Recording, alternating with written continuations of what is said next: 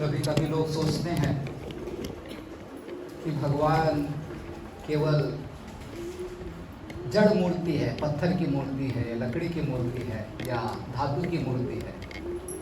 लेकिन यहाँ पर भगवान भले लकड़ी की मूर्ति के रूप में भी दिखाई देते हों, लेकिन सामान्य मनुष्य जिसको अपनी शक्ति का बहुत अभिमान होता है, अपने शरीर का बहुत अभिमान होता है, उससे अधिक यहाँ पर निताई गौरचंद्र क्रियाशील हैं। तो ये जो आधुनिक लोगों की समझ होती है कि भगवान केवल जड़ वस्तु है, क्रियाशील नहीं है, वो जो हमारी अज्ञानता है वो पूर्णतः यहाँ पर गौर निताई का दर्शन करने से नष्ट हो जाती है। क्योंकि भगवान यहाँ पर चलते हैं, खाते हैं, बात करते हैं, और किस प्रकार से भगवान ऐसी लीला करते हैं उस विषय में आपको मैं यहाँ पर वर्णन करने वाला हूँ। तो बहुत ही महत्वपूर्ण तीर्थ स्थल है और मैं यहाँ से आपको जल्दी बाहर नहीं लेकर जाना चाहता हूँ, इसीलिए हमको दोपहर के पश्चात तक पहुँचने में थोड़ी सी देर होगी। हरे कृष्ण। 800 मीटर की दूरी पे 108 शिव मंदिर है और कुछ नहीं, तो वहाँ पर एक ही मंदिर में नहीं बोले और कुछ नहीं, उसके अलावा कुछ नहीं। राजबाड़ी करके राजा का राजबाड़ी करके राजा जिधर वर्शिप करते थे वो भी जगह उसके सामने एक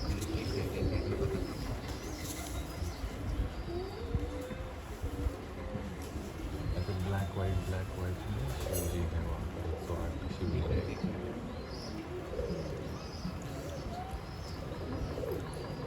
सूर्यदास सरखेला का घर, ये गौरीदास पंडित का घर है।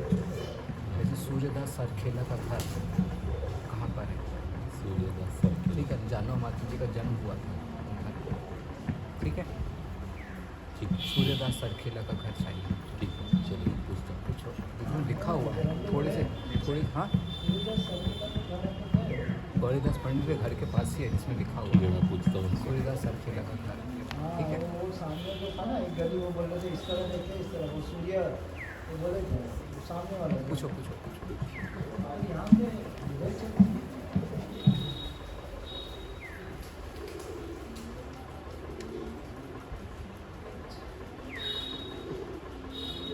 ॐ अज्ञानतिमिरन्धस्य ज्ञानाञ्जनशलाकया चक्षुरुन्मिलितं येन तस्मै श्रीगुरवे नमः।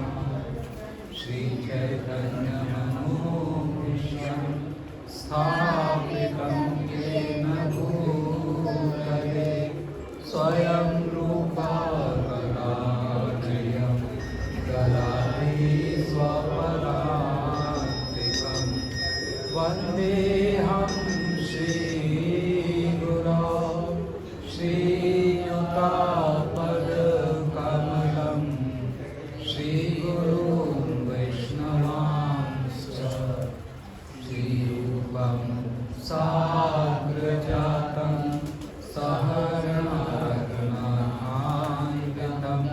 तं सजीवं साद्वैतं सावधूतं परिजनसहितं कृष्णचैतन्यदेवं श्रीराधा कृष्णपादान् शरणं ललिता श्रीविशाखान्वितांश्च।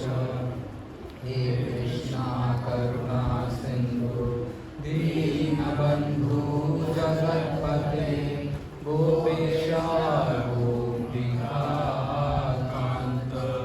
राधाकान्त नमोऽस्तुते। तप्त काञ्चन गौराङ्गी राधे वृन्दावनेश्वरी वृषभानुसुते देवी प्रणमामि हरिप्रिये। वाञ्छाकल्पतरुभ्यश्च कृपा सिन्धुभ्य एव च पतितानां वैष्णवेभ्यो नमो नमः। नमः ॐ विष्णुपादाय कृष्णपृष्ठाय भूतले श्रीमते भक्तिवेदान्त स्वामिनिति नामिने।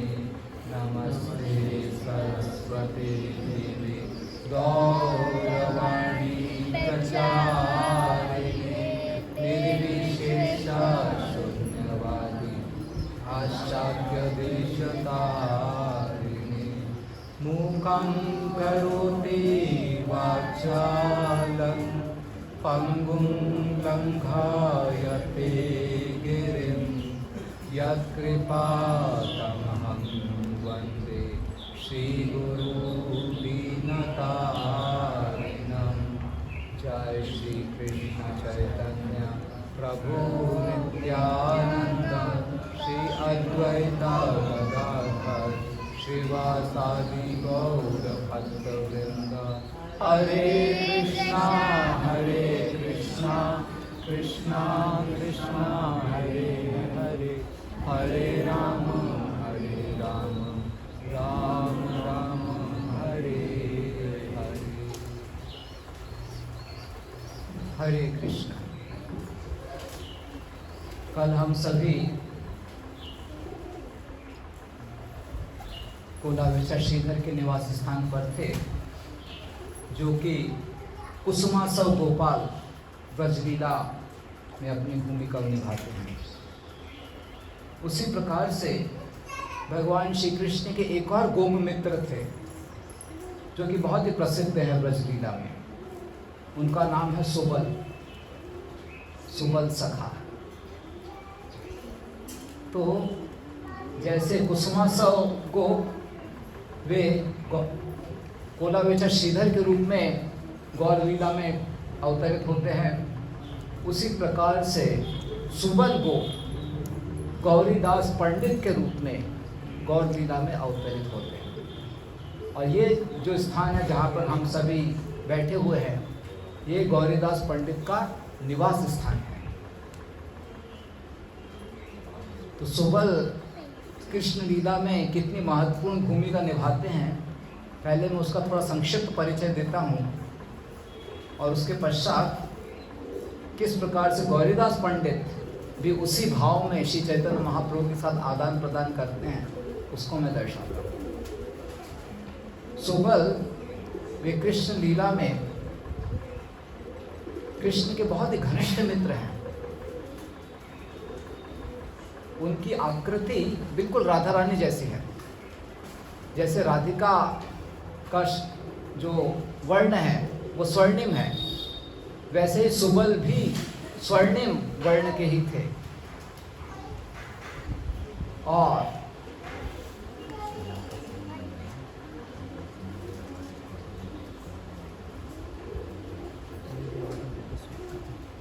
श्याम सुंदर मंदिर इधर है, उसको श्याम सुंदर मंदिर।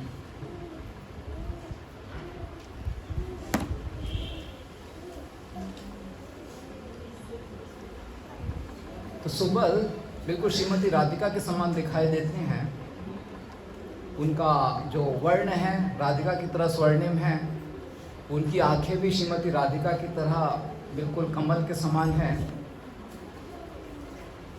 तो इस प्रकार से सुबल राधिका की तरह हैं, लेकिन कृष्ण की तरह वेशभूषा धारण करते हैं, अर्थात पीतांबर वस्त्र धारण करेंगे और कृष्ण की तरह आभूषण धारण करेंगे। तो ऐसे सुबल कृष्ण बलराम की अनेकानेक लीलाओं में घनिष्ठता से सहयोग देते हैं। तो विशेष रूप से भगवान श्री कृष्ण की जो माधुर्य लीलाएं हैं, जिसमें राधा और कृष्ण के मिलन का प्रसंग आता है, तो कई बार सुबल राधा और कृष्ण के मिलन में जब कुछ बाधा है तो सुबल सहयोग देकर उस बाधा को दूर कर राधा और कृष्ण के मिलन के प्रसंग को पूर्ण करते हैं। श्रीमती राधिका कृष्ण के विरह में है और श्री कृष्ण राधिका के विरह में है, तो इस विरह की समाप्ति सुबल की उपस्थिति से हो जाती है। तो एक छोटा सा प्रसंग मैं आपको सुनाता हूँ इस संदर्भ में। श्रीमती राधिका का ब्रजलीला के आधार पर विवाह हो चुका है अभिमन्यु के साथ। ये अभिमन्यु और कोई नहीं बल्कि कृष्ण के ही विस्तार हैं। और जो श्रीमती राधिका की सास है कुटिला, और जो कुटिला की बेटी है जटिला, क्या जटिला और कुटिला सही बोल रहा हूँ ना? कुटिला माँ का नाम है, ठीक है। एक माँ है और एक बेटी है। तो दोनों श्रीमती राधिका को ऐसे स्वतंत्रता पूर्वक बाहर घूमने नहीं दिया करते थे, और दोनों ही कृष्ण से मिलने पर बहुत आपत्ति रखते थे। आखिर राधिका का विवाह हो चुका है अभिमन्यु से, तो राधिका नहीं आ पा रही थी कृष्ण से मिलने के लिए।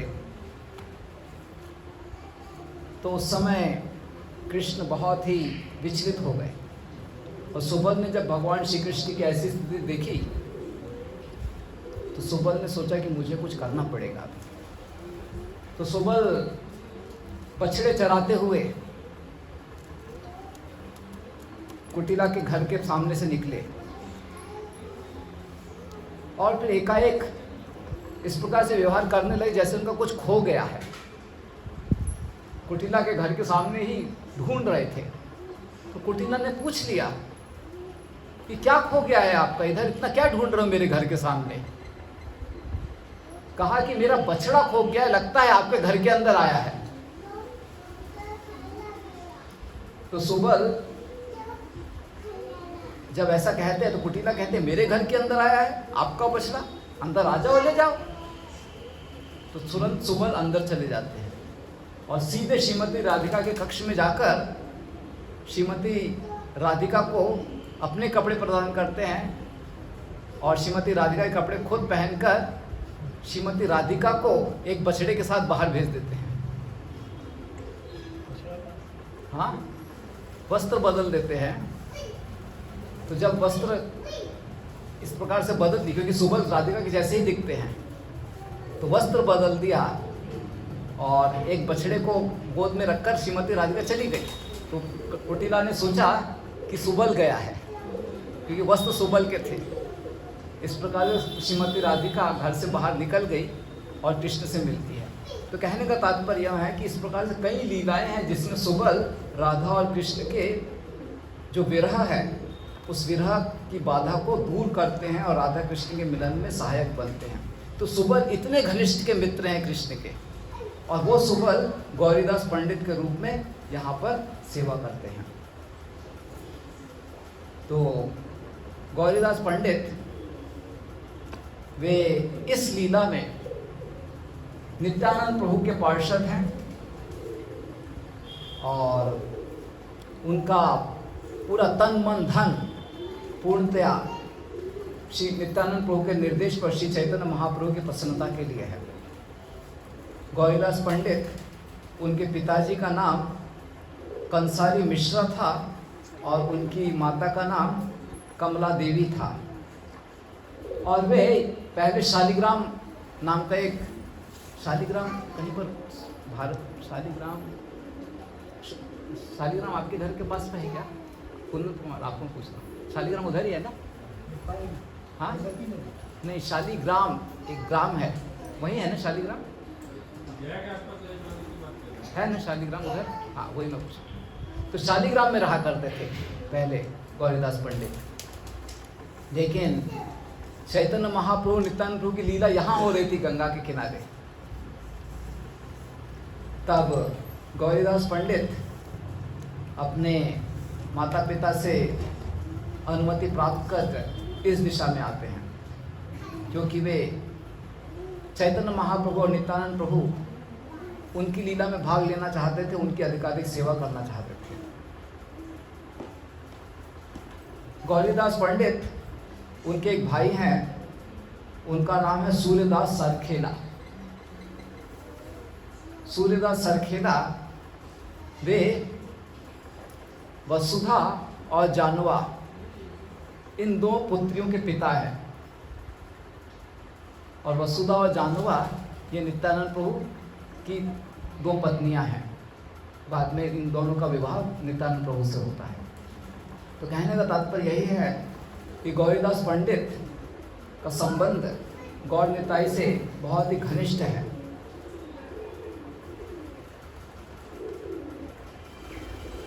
साथ ही गौरीदास पंडित के एक बहुत ही विशेष शिष्य हैं जिनका नाम हृदय चैतन्य है, और उन्होंने भी यहाँ पर निताई गौर चंद्र की बहुत ही प्रेम से सेवा की है। कितना प्रेम से सेवा किया है उसका वर्णन मैं आपको थोड़ी ही देर में करता हूँ। और साथ ही ये जो हृदय चैतन्य है वे श्यामानंद प्रभु के गुरु हैं, और श्यामानंद प्रभु वे हैं श्रीनिवास आचार्य, श्यामानंद प्रभु और नरोत्तम दास ठाकुर। इन 3 भक्तों को जीव गोस्वामी ने व्यक्तिगत रूप से प्रशिक्षण प्रदान किया था वृंदावन में, और इन तीनों को प्रशिक्षण प्रदान कर जीव गोस्वामी ने रूप गोस्वामी तथा अन्य आचार्यों द्वारा लिखित जो ग्रंथ थे उन ग्रंथों को वृंदावन से बैलगाड़ी में ले जाकर उड़ीसा व बंगाल क्षेत्र में वितरित कर अधिकाधिक प्रचार करने की सेवा प्रदान की थी। तो वे श्यामानंद पंडित।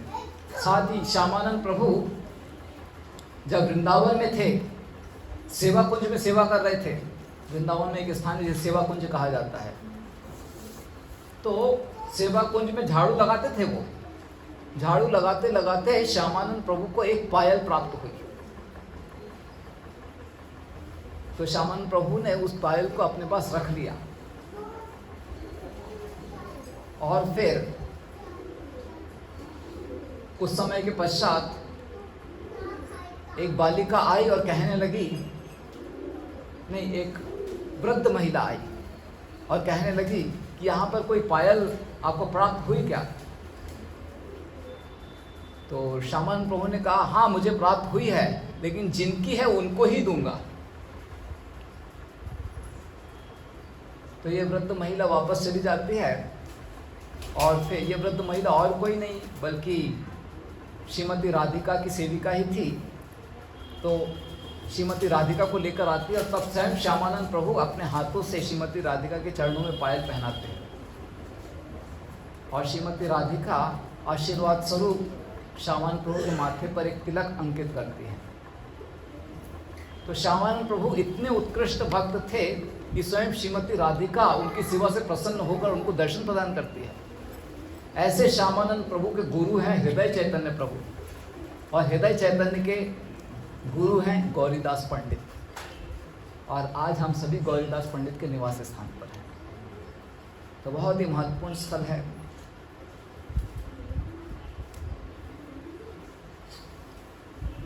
गौरीदास पंडित सदैव गौर निताई के स्मरण में उनके नामों का कीर्तन करते रहते थे, उनकी लीलाओं का गुणगान करते रहते थे, और उनका विरह गौरीदास पंडित को बहुत सताता था।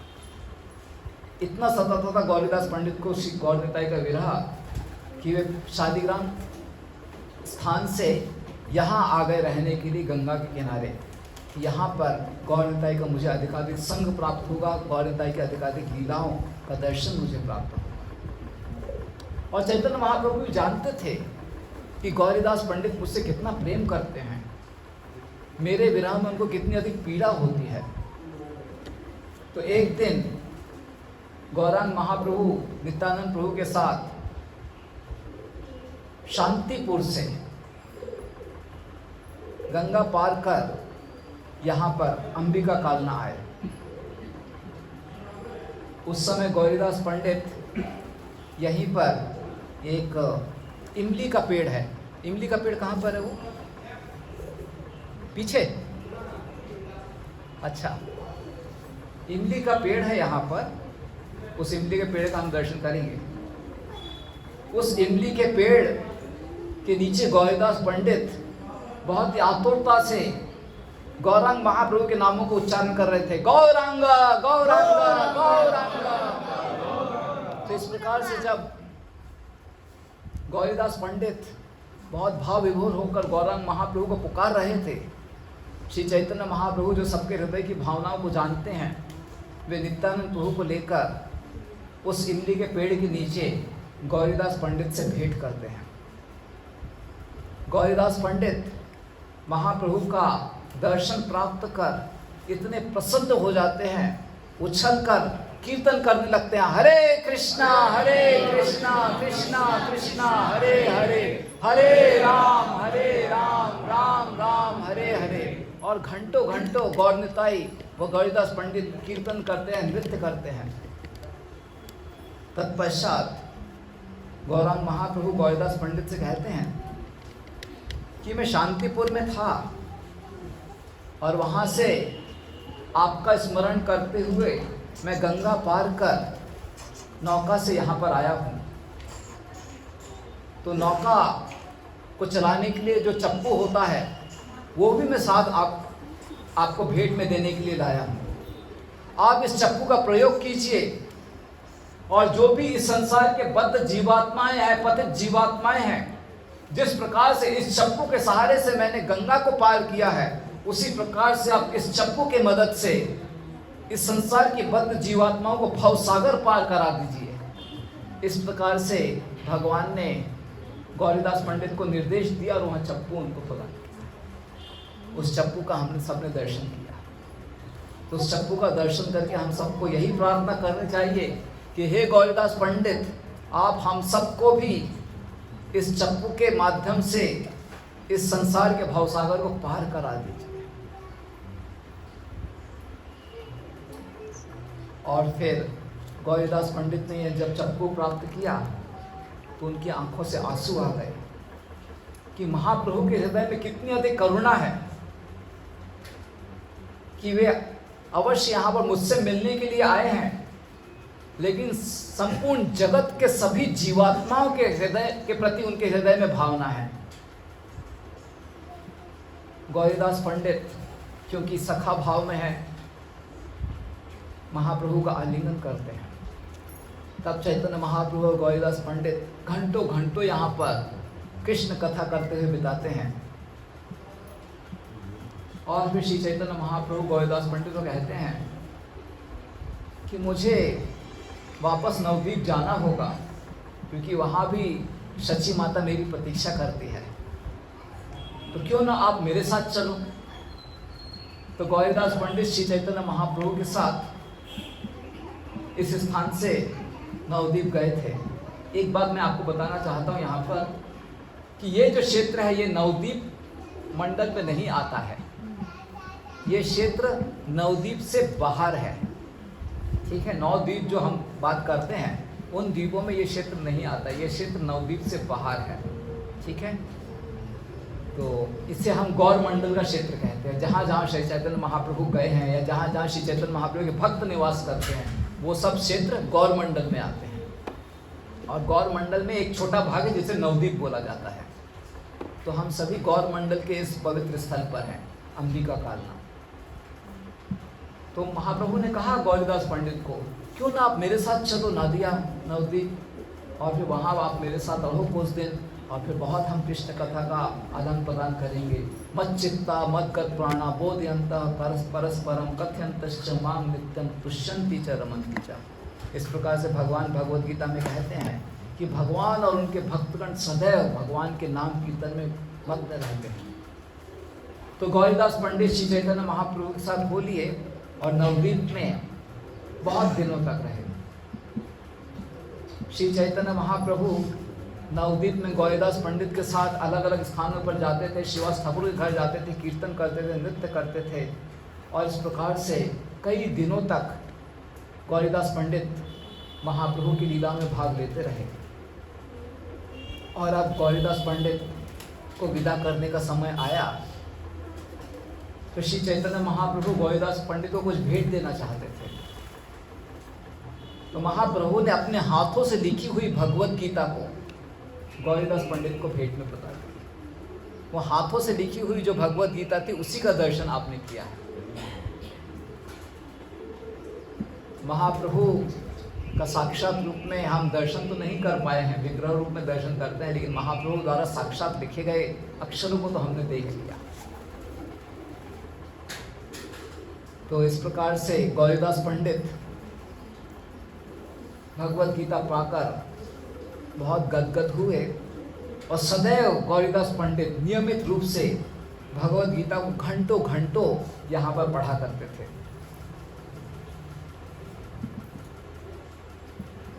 उस समय जो लिखावट की जाती थी, ऐसा नहीं कि जैसे आज मशीन है हम टाइप कर देते हैं, हाथों से ही लिखना होता था। तो जो भी अक्षर हमने देखे हैं वो स्वयं श्री चैतन्य महाप्रभु द्वारा लिखित अक्षर हैं। तो गौरीदास पंडित घंटों घंटों हर दिन भगवत गीता पढ़ा करते थे और श्री चैतन्य महाप्रभु द्वारा लिखित इन अक्षरों को देखकर गौरीदास अपने शरीर में संयम न बरत पाते थे। उनकी आंखों से निरंतर आंसू बहते रहते थे। हर्षोन्माद में इतने डूब जाते थे गौरीदास पंडित कि सारे अष्ट विकार उनके शरीर में प्रकट होते थे। तो इस प्रकार से गौरीदास पंडित इस गीता का दर्शन करते हुए सदैव गौरांग महाप्रभु का दर्शन का उनको अनुभव होता था। लेकिन फिर भी हालांकि महाप्रभु द्वारा प्रदत्त भगवत गीता उनके पास थी और भगवत गीता को पढ़कर भगवत गीता का दर्शन करके सदैव वो गौरांग महाप्रभु का स्मरण कर रहे थे, लेकिन फिर भी गौर निताई के साथ उनकी लीलाओं में भाग लेने का जो आनंद है, उस आनंद से गौरीदास पंडित वंचित थे। अभी भी गौरीदास पंडित अत्यंत विरह की पीड़ा का अनुभव कर रहे थे और कृष्ण के प्रेम में, गौरांग महाप्रभु के प्रेम में गौरीदास पंडित सदैव दुखी रहा करते थे। तो महाप्रभु को समझ में आ रहा था कि गौरीदास पंडित मेरे विरह में बहुत दुखी है। पुनः श्री चैतन्य महाप्रभु नित्यानंद प्रभु को लेकर पुनः एक बार यहाँ पर आते हैं और इस बार जब गौर निताई यहाँ पर आते हैं तो गौरीदास पंडित कहते हैं गौर निताई को कि अब आप यहीं पर रहिए, अब आप यहाँ से बाहर मत जाइए। चैतन्य महाप्रभु ने कहा कि निश्चित रूप से मैं यहाँ पर रहूँगा, मैं आपको मेरे ही विग्रह प्रदान करता हूँ। और इस प्रकार से श्री चैतन्य महाप्रभु ने स्वयं खुद ही नीम की लकड़ी पर अपने मूर्तिमान स्वरूप को अंकित किया और भेंट में गौरीदास पंडित को प्रदान किया और कहा कि ये जो विग्रह है ये मुझसे अभिन्न है। आप जिस प्रकार से मेरा दर्शन करना चाहते हो वही संतुष्टि, वही तृप्ति आपको इनके दर्शन से प्राप्त होगी। आप जिस प्रकार से मेरी सेवा करना चाहते हो तो इन विग्रहों की सेवा आप उसी प्रकार से कर सकते हो, ये मुझसे अभिन्न है। ऐसा कहकर श्री चैतन्य महाप्रभु ने निताई गौरचंद्र के विग्रह गौरीदास पंडित को प्रदान किए। जब ये निताई गौरचंद्र के विग्रह अंबिका कालना में प्रकट हुए, गौरीदास पंडित को भेंट में प्राप्त हुए, तो सारे अंबिका कालना नगरी में सारे लोग बहुत ही प्रसन्न हुए। इतने सुंदर भगवान के विग्रह, भगवान अब तक तो केवल गौरीदास पंडित के पास आते थे, उनको अपना दर्शन प्रदान करते थे, लेकिन अब गौर निताई विग्रह के रूप में है और हर कोई उनका दर्शन कर सकता है। तो सारे अंबिका कालना के वासी बहुत ही प्रसन्न हुए। जोरों से भगवान के आगमन की खुशी में कीर्तन हुआ, हरे कृष्णा कृष्णा कृष्णा हरे हरे, हरे राम राम राम हरे हरे। इन निताई गौरचंद्र के आगमन पर उनका स्वागत किया गया, उनका अभिषेक किया गया, उनको भोग लगाया गया। सारे ग्रामवासी यहाँ पर बहुत प्रसन्न थे और गौरीदास पंडित दिन रात उनकी सेवा में बहुत ही मग्न रहा करते थे। अत्यंत तीव्र आनंद का अनुभव किया करते थे, क्योंकि उन्हें मालूम था कि ये विग्रह भगवान से अभिन्न है। गौरीदास पंडित श्रद्धा से उनको भोजन कराते और भगवान अपने हाथों से खाते थे। सामान्यतया हम पढ़ते हैं शास्त्रों में कि भगवान दृष्टि केवल अपनी आंखों से खाते हैं, लेकिन यहाँ पर गौर निताई अपने हाथों से खा रहे थे। और गौरीदास पंडित भगवान की प्रसन्नता के लिए प्रचुर मात्रा में अलग अलग व्यंजन बनाते थे और बहुत सारी मात्रा में बनाते थे। इस प्रकार से गौरीदास पंडित का बहुत गहरा सेवा का भाव था और वे उनसे बातें करते थे कि जो आपको भोग परोसा गया आपको कैसा लगा। और निताई गौरचंद्र अपनी भावना को बताते थे। तो एक समय निताई गौरचंद्र ने कहा कि गौरीदास पंडित, आपने मेरी बहुत सेवा की है, और वैसे भी इतना सारे व्यंजन इतनी अधिक मात्रा में बनाने की आपको आवश्यकता नहीं है। मैं तो थोड़ा भी यदि मुझको प्रेम से अर्पित कर दिया तो मैं उससे संतुष्ट हो जाता हूँ। पत्रम पुष्पम फलम तोयम यो में भक्ता प्रयच्छति। तो आपको इतनी अधिक मात्रा में और इतने सारे व्यंजन बनाने की आवश्यकता नहीं है। तो गौरीदास पंडित कहते थे, महाप्रभु जैसी आपकी इच्छा है वैसा ही करूंगा, मैं तो आपकी प्रसन्नता के लिए आपकी सेवा में हूँ। और फिर अगले दिन फिर से गौरीदास पंडित बहुत सारे व्यंजन प्रचुर मात्रा में बनाते थे और भगवान को खिलाते थे। तो इस प्रकार से गौरीदास पंडित का भगवान के प्रति प्रेम था। वे उनसे बातें करते थे, उनको खिलाते थे। गौरीदास पंडित उनकी बहुत सेवा करते थे। विशेष रूप से वे उनको भोजन खिलाने की सेवा में बहुत रुचि लेते थे, प्रचुर मात्रा में उनको भोजन खिलाते थे। तो गौरनिताई यहाँ पर आए थे नवद्वीप से। तो एक दिन फिर चैतन्य महाप्रभु ने कहा गौरीदास पंडित को कि देखो, अब मैंने आपको विग्रह तो दे दिए हैं और आप उनकी सेवा भी कर रहे हो, अब मैं जाता हूँ। तो गौरीदास पंडित ने कहा नहीं नहीं नहीं, आप मत जाइए, आप इधर ही रहिए। तो महाप्रभु ने कहा कि आपको विग्रह दिए हैं मैंने जो मुझसे अभिन्न है। क्या हुआ?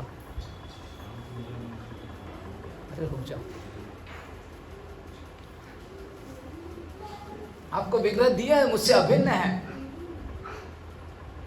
तो गौरीदास पंडित कहते हैं वो विग्रह जाए, आप इधर रहिए।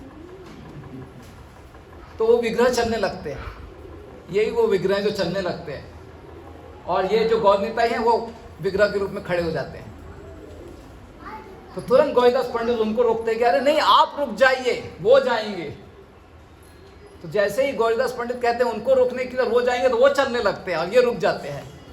तो गौरीदास पंडित इस प्रकार से बड़ी मुश्किल में थे कि किनको रोकूं, किनको जाने के लिए दूं।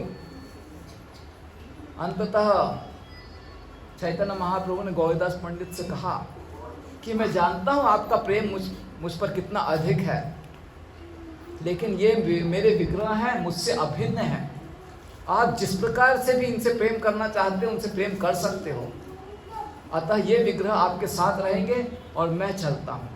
इस प्रकार से अंततः चैतन्य महाप्रभु नित्यानंद प्रभु ने गौरीदास पंडित से अनुमति दी और वे चले गए। तो ये गौरनिताई विग्रह स्वयं चलते हैं। तो अभी तक तो उनका दर्शन सबको होता था, कोई समस्या नहीं थी। सब लोग आते थे, गौरनिताई का दर्शन करते थे। गौरीदास पंडित बहुत सेवा भी उनकी करते थे। चैतन्य महाप्रभु ने गौरीदास पंडित को बताया, नाम विग्रह स्वरूप यही तीन एक रूप। नाम, विग्रह और साक्षात रूप, ये तीनों एक ही हैं, इसमें भेद नहीं करना चाहिए। तीने भेद नाही, तीना चिदानंद रूप, अर्थात तीनों में कोई भेद नहीं है और तीनों सच्चिदानंद रूप है। तो ऐसा नहीं सोचना चाहिए कि लकड़ी की मूर्ति है, ये सच्चिदानंद विग्रह है, इस प्रकार से समझना चाहिए। तो ऐसे गौरीदास पंडित बहुत सेवा कर रहे थे, बहुत सारे व्यंजन बनाते थे गौरनिताई के लिए। तो एक दिन भगवान ने कहा गौरीदास पंडित को, इतना मत बनाए करो, और भगवान ने बहुत थोड़ा ही खाया। गौरीदास पंडित ने बोला भगवान को, अरे आपको कम खाना था तो पहले बताना चाहिए था, मैंने इतना सारा बनाया, इतनी अधिक मात्रा में बनाया, आपको खाना ही पड़ेगा। रोज तो खाते थे, आज क्यों नहीं खाते हो? आज भी खाना ही पड़ेगा। और इस प्रकार से फिर चैतन्य महाप्रभु नित्यानंद प्रभु प्रसाद देते हैं। तो यहाँ गौरीदास पंडित की घनिष्ठता का भाव था, इतना प्रेम का भाव था। फिर एक दिन जब गौरीदास पंडित गौरनिताई की सेवा कर रहे थे, तो उन्होंने विचार किया कि मैं हर दिन भगवान को इतने सारे व्यंजन तो खिलाता हूँ, लेकिन मुझे भगवान का श्रृंगार भी अच्छी तरह से करना है, लेकिन मुझे भगवान का श्रृंगार करना तो आता नहीं है, तो मैं कैसे श्रृंगार करूँगा गौर निताई का। ऐसे गौरीदास पंडित विचार कर रहे थे। तो गौरीदास पंडित ऐसे विचार कर ही रहे थे कि मुझे भगवान का अच्छी तरह से श्रृंगार करना है। और इस विचार को धारण करके जब वे विग्रह कक्ष में पहुंचते हैं तो देखते हैं कि निताई गौरचंद्र पहले से ही बहुत अच्छे श्रृंगार में सजे हुए हैं। सारे अच्छे वस्त्र हैं, सारे आभूषण हैं, बहुत सुंदर ढंग से सजे हुए हैं। तो गौरीदास पंडित को बड़ा आश्चर्य होता है कि अरे यहाँ तो भगवान इतनी सुंदरता से सजे हुए, मैं तो सिर्फ विचार ही कर रहा था कि भगवान को मुझे सजाना है। तब गौरीदास पंडित को समझ में आ गया कि मुझे भगवान का श्रृंगार नहीं करना आता था, लेकिन भगवान ने अपना श्रृंगार खुद करके मुझे दिखा दिया कि कैसे उनका श्रृंगार मुझे करना है। तो अब गौरीदास पंडित बहुत प्रसन्न हो गए और इस दिन के पश्चात गौरीदास पंडित भगवान का श्रृंगार करने की भी सेवा खूब अच्छे से करने लगे। फिर एक दिन स्वयं चैतन्य महाप्रभु गौरीदास पंडित को कहते हैं कि देखो आप मेरे श्रृंगार बहुत सारे बहुमूल्य रत्नों और आभूषणों से करते हो, लेकिन मुझे जो प्राकृतिक आभूषण होते हैं, फूलों के आभूषण या पत्तियों के आभूषण, वो मुझे ज़्यादा प्रिय हैं, आप उनसे मेरा श्रृंगार किया कीजिए। तो इस प्रकार से श्री चैतन्य महाप्रभु व्यक्तिगत रूप से गौरीदास पंडित को मार्गदर्शन दिया करते थे, उनकी सेवा स्वीकार किया करते थे। एक दिन गौरीदास पंडित गदाधर आंगन में आए गदाधर पंडित से मिलने के लिए, और गदाधर पंडित ने जब गौरीदास पंडित को देखा कि गौरीदास पंडित आए, बहुत खुश हुए, उनका स्वागत किया। मेरा भाग्य है कि आप यहाँ पर आए। तब गौरीदास पंडित ने कहा कि मैं एक विशेष प्रयोजन के साथ यहाँ पर आया हूँ। गदाधर पंडित ने कहा कि मेरा संपूर्ण जीवन आपकी सेवा के लिए है, जो भी आपका प्रयोजन है निश्चित रूप से मैं आपके प्रयोजन को सिद्ध करने में मदद करूँगा। गौरीदास पंडित ने कहा कि मैं आपसे कुछ मांगने के लिए आया हूँ। गदाधर पंडित ने कहा कि जो भी कुछ मेरा है वो सब आपकी संपत्ति है, कुछ भी ऐसा नहीं है जो मेरा है, सब कुछ आपकी सेवा के लिए है। तब गौरीदास पंडित ने कहा कि मुझे आपका शिष्य हृदयानंद चाहिए। गदाधर पंडित हृदयानंद को उनके बाल उम्र से ही मार्गदर्शन दे रहे थे, प्रशिक्षित कर रहे थे, और अब हृदयानंद बड़े हो गए थे। और गौरीदास पंडित ने कहा कि मुझे हृदयानंद चाहिए। तो गौरीदास गदाधर पंडित वो तो पूर्णतः समर्पित थे। उन्होंने बिना किसी हिचक के अपने विद्यार्थी हृदयानंद को गौरीदास पंडित के हाथों में सौंप दिया। तब हृदयानंद गदाधर पंडित को प्रणाम करके इस स्थान पर आए गौरीदास पंडित के साथ। गौरीदास पंडित ने उनको दीक्षा प्रदान की और अब उनका नाम दीक्षा प्रदान कर उनका नाम हृदयानंद हुआ, और वे हृदयानंद यहाँ पर निताई गौरचंद्र की सेवा करने लगे। तो बहुत अच्छे से सेवा करते थे हृदयानंद। और फिर एक समय गौर पूर्णिमा की तिथि आ गई। तो गौरीदास पंडित ने कहा कि गौर पूर्णिमा का हमें बहुत विशाल उत्सव मनाना चाहिए, और इस विशाल उत्सव को मनाने के लिए बहुत सारी धन सामग्री भी लगेगी।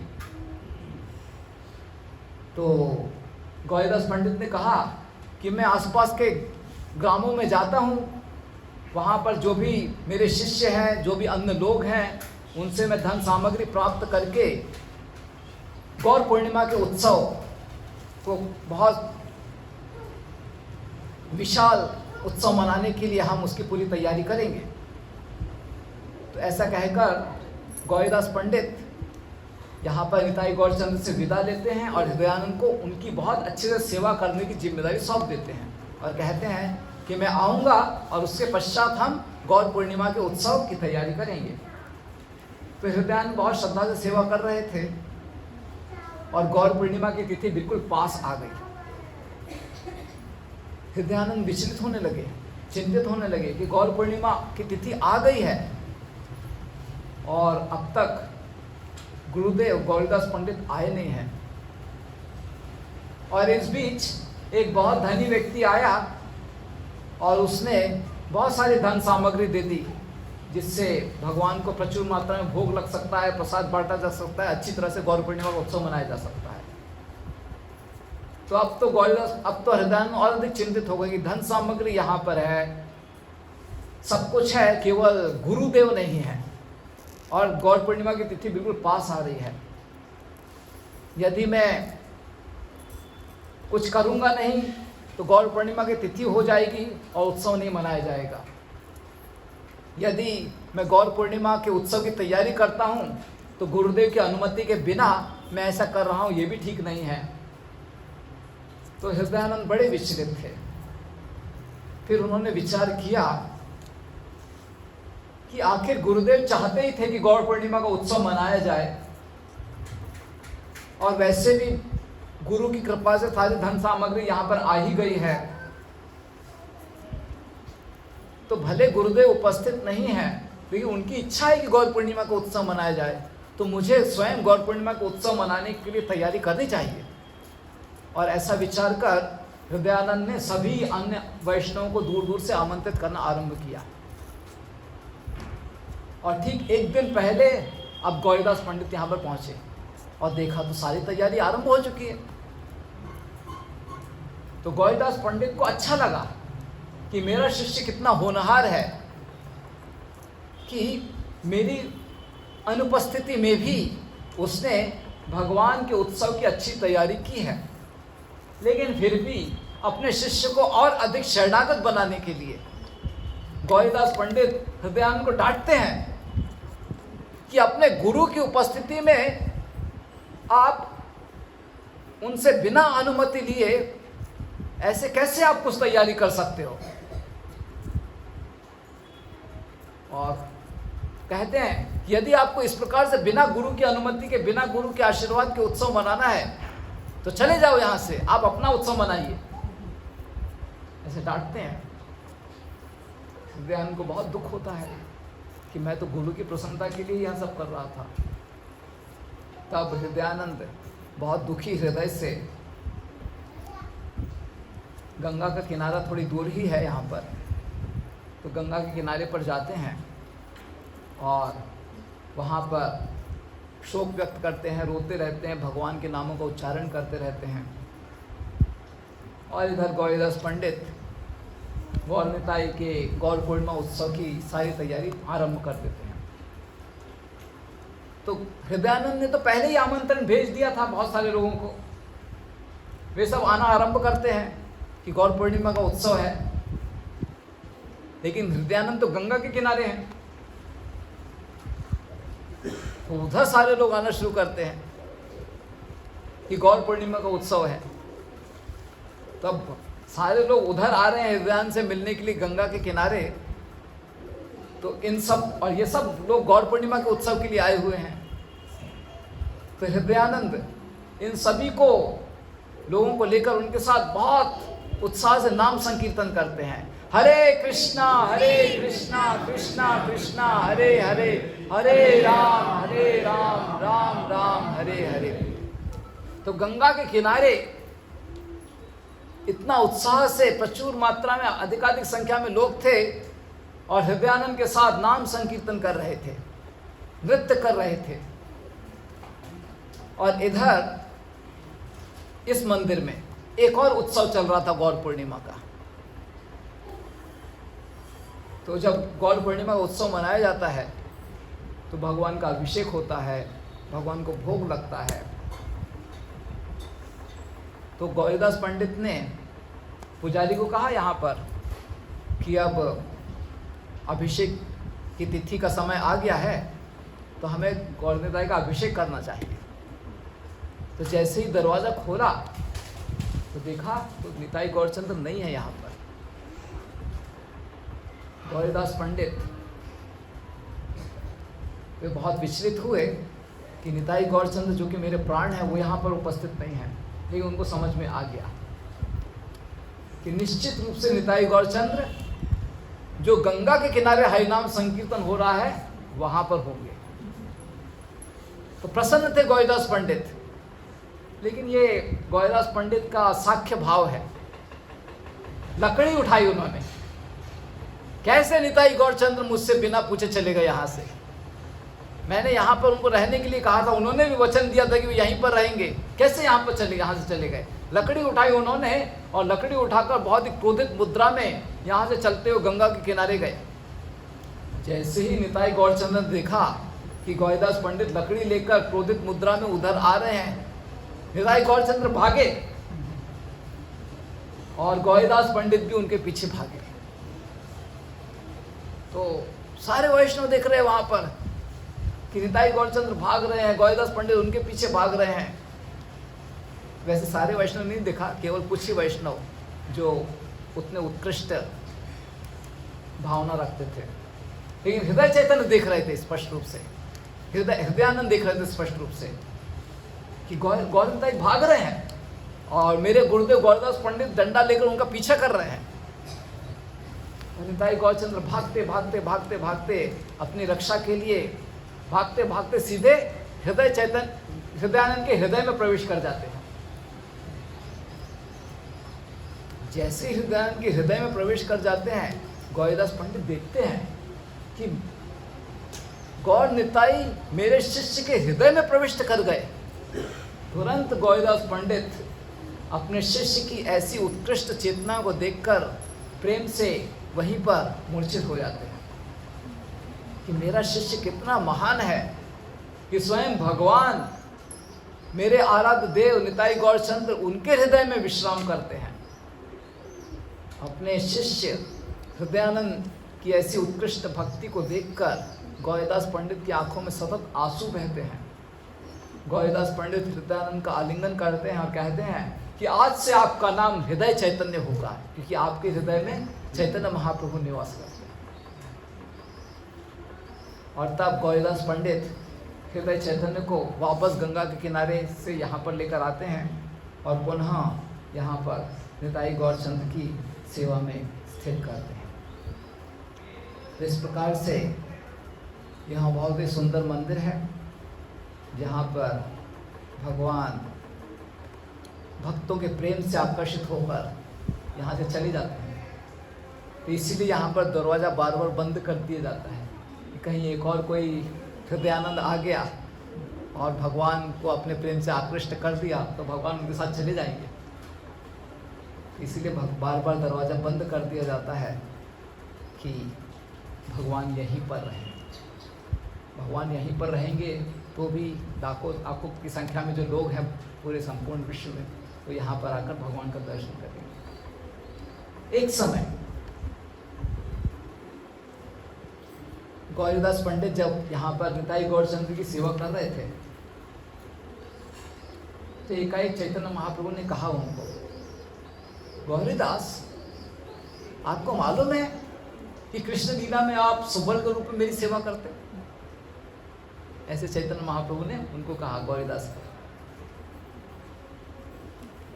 तो तुरंत गौरीदास ने चैतन्य गौरीदास की ओर देखा। उन्होंने बोला ना, गौरीदास सेवा कर रहे थे कुछ, तो एकदम से आवाज़ सुनी, गौरीदास आपको मालूम है कि कृष्ण लीला में आप मेरी सुबल के रूप में सेवा करते हो? देखा तो इधर कृष्ण बलराम खड़े हुए थे, बिल्कुल वही स्वरूप कि भगवान श्री कृष्ण अपने हाथों में वंशी पकड़े हुए हैं, दूसरे हाथों में लकुटी है। बलराम जी अपना एक हाथ कृष्ण के कंधे पर रखते हैं, दूसरे हाथ में उनकी लकुटी है। तो ऐसे सुंदर स्वरूप का दर्शन करते हैं गौरीदास पंडित और मूर्छित हो जाते हैं भगवान के ऐसे सुंदर दर्शन को पाकर। जब मूर्छा से बाहर आते हैं तो देखते हैं फिर से गौरनिताई खड़े हुए हैं। तो इस प्रकार से ये जो गौरनिताई के विग्रह हैं, ये स्वयं कृष्ण बलराम हैं। गौरीदास पंडित की बहुत प्रेम से व्यक्तिगत रूप से सेवा स्वीकार करते हैं और उन्होंने गौरीदास पंडित को आशीर्वाद प्रदान किया है कि इस चप्पू के माध्यम से आप इस संसार के बद्ध जीवों को संसार का सागर पार करा दो। तो हम सभी यहाँ पर यही प्रार्थना करते हैं पिताई गौरचंद्र से कि आपने जो गौरीदास पंडित को आशीर्वाद दिया है, उसी आशीर्वाद का अंश हम सभी, उसी आशीर्वाद का लाभ प्राप्त करने के लिए हम सभी यहाँ पर उपस्थित हुए हैं और इस संसार के भव सागर को पार करने के इच्छुक हैं। कृपया करके आप अपने चप्पू से हम सबको भी इस संसार के भव सागर को पार करा दीजिए। इस प्रकार की प्रार्थना हम यहाँ पर निताई गौरचंद्र के समक्ष करते हैं। गौरीदास पंडित वे नित्यानंद प्रभु के विशेष पार्षद हैं और उनके हृदय में भी नित्यानंद प्रभु की तरह अपार करुणा है। सभी को वो कृष्ण प्रेम देना चाहते हैं और ऐसे गौरीदास पंडित, इनकी समाधि कहाँ पर है पूछो तो भूषण, उसी को समाधि बोलते हैं क्या? वो समाधि नहीं, तो समाधि पूछो। ऐसे गौरीदास पंडित श्रावण माह में शुक्ल द्वादशी को अपना देह त्याग करते हैं और उनकी समाधि भी स्थित है। तो मैंने बताया था आपको